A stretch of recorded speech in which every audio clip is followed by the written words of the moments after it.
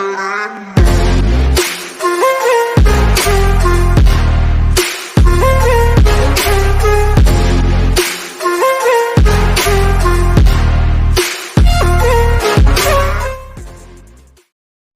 folks, and welcome to Pyro Painting. Today I'm going to show you how to do OSL on a model like this. This technique is only using a few simple colours. We're thinking we're using 6 at the most. Most of the work's done by airbrush, but a very easy technique, and it also shows brilliant results. So, without further ado, let's get on with it. First up is Bering blue. What we're going to do with this, we're going to go from a 45-degree angle. Hopefully this is going to show a moonlight coming down on one side so we can create the OSL for the other.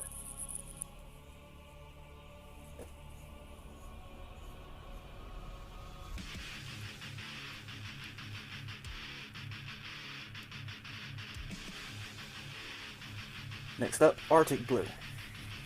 Now what this is, just to accentuate those highlights. Make sure that this light looks like it's piercing from above. This way we can add 2 dimensions to it.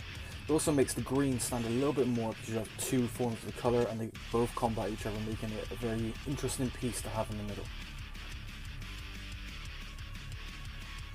And as always, when you're using the airbrush, make sure you're using thin coats, more like a glaze consistency. So we don't want it to spider web, we want it the perfect consistency for this sort of thing.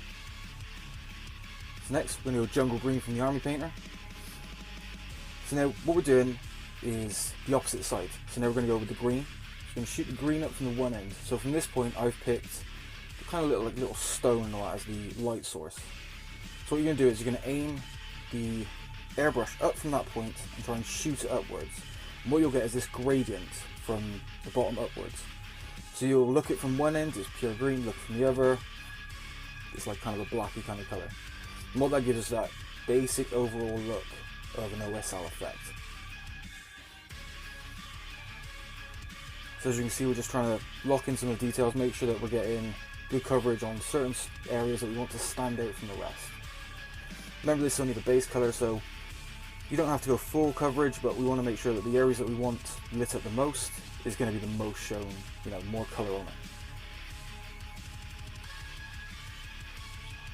it. Next up, moon dust.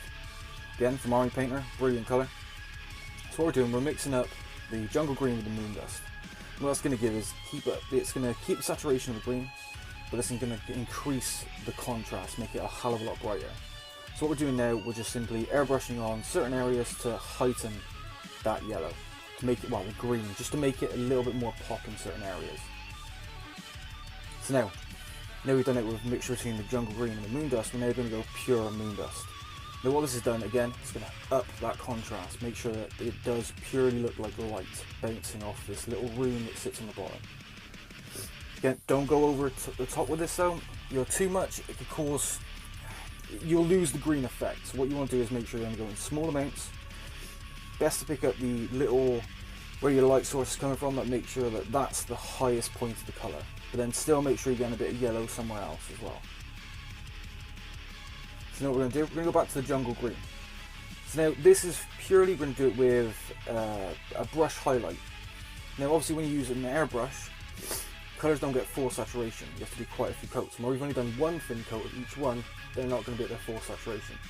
So now what we're doing, we're going back up, use jungle green through a brush just to make sure that the areas that we want to be the most prominent are going to be prominent with that colour. It's going to be very bright.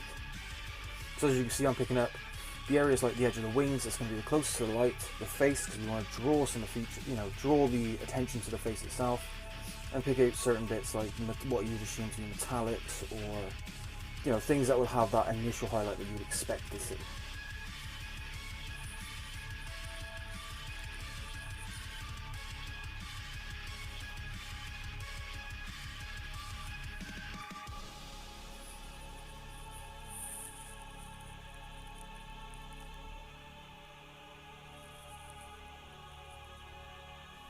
Also very crucial when it comes to this OSL effect, be mindful of where you put in your highlights. So in general, when we usually do normal miniatures, we think of light coming from above. So we try to make sure that the highlights are on the top instead of the bottom. This way we're doing the reverse. So now you want it so it's the edges that's going to be the light, it's going to be the one that's going to catch it better from the light. So you got to think of it more in reverse than you would if you were to just really do it with light coming down from down above. So it's something to keep in mind.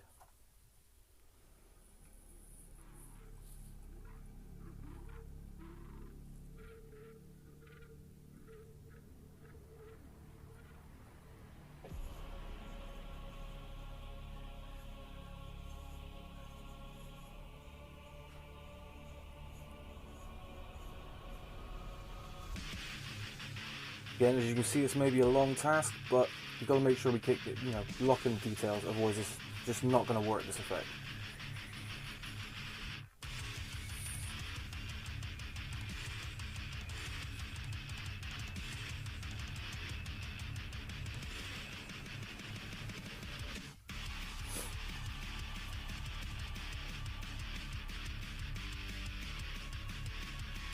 Next up, we're going to go back to that moon dust from Army Painter.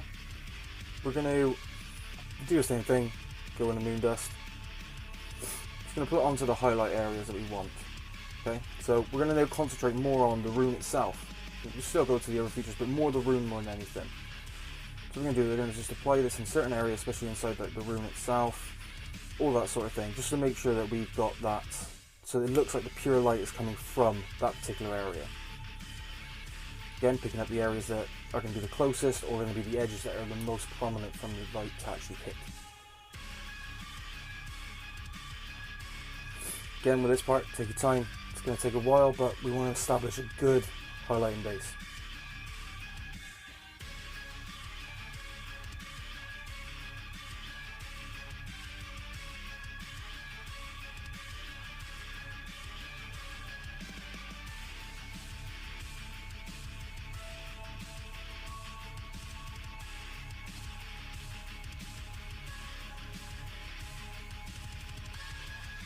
Yeah, we're going to concentrate on the face as well.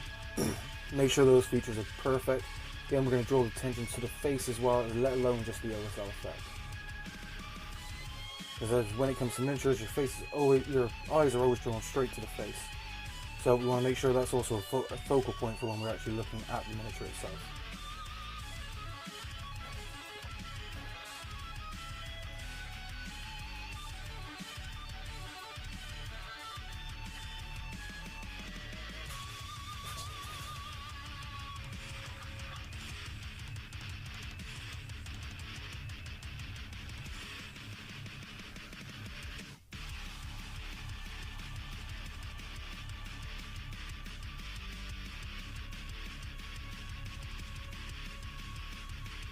Again, just reinforce the highlights, make sure we're going over. We're probably using this moon dust probably about 2 coats at this stage. Everything, obviously, once we've done the first coat, we went on to a different area. By the time we come back, it's going to be dry. So we want to hit it up with a second layer of it. It's going to intensify the colour, and that's what we're going for. We want the intensity.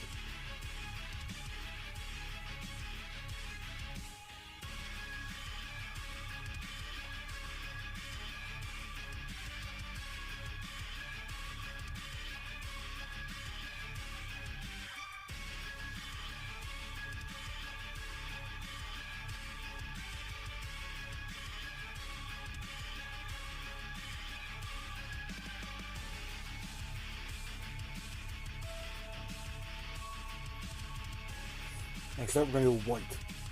Now this is a crucial part. We want this to be the highest of the highest on the highlights. So it's more, we're going to go around parts of the face, nose, chin, on the cheeks itself and all that. We're going to make sure that this is the highest of the highest of highlights.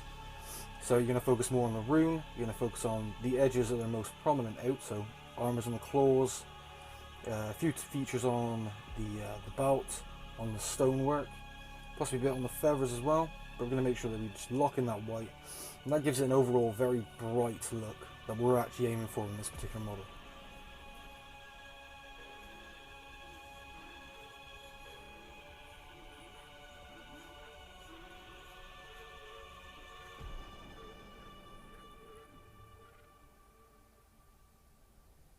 So there you go, solidifying the last couple of highlights now.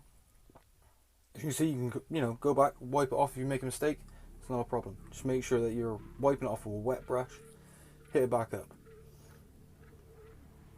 They were just making sure that everything can be seen, you know, perfectly prominent, and make sure that white stands out perfectly.